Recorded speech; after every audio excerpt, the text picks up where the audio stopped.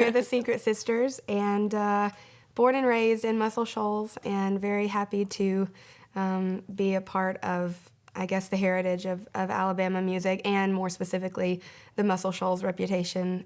We're kind of known for not necessarily fitting into any sort of genre box.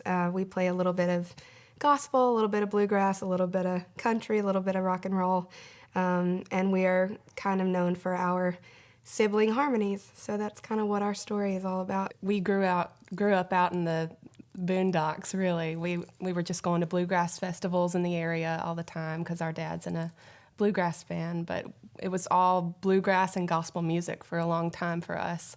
And then I guess when we were teenagers, we kind of became more aware of the history of this place and, you know, how many legendary people have recorded here. I think we're more aware of it now than we ever have been before. I mean, I remember as a kid, our dad was, you know, as we said, a musician, and he always would kind of tell us these little stories. And when you're a kid, I just don't think you can realize the magnitude of the stories that you're being told.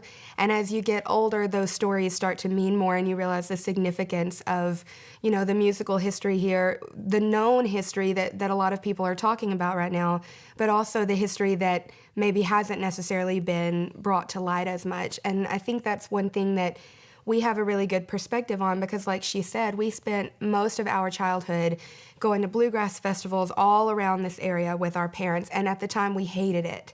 And it was just this treacherous, like, oh, we've got to go listen to more bluegrass music, we're so tired of it. But it kind of like buried its way into our hearts, and it's funny how you kind of find yourself going back to that music that you were so like tired of when you were kids. We really, I don't think, understood the depth of Muscle Shoals until we left here to tour.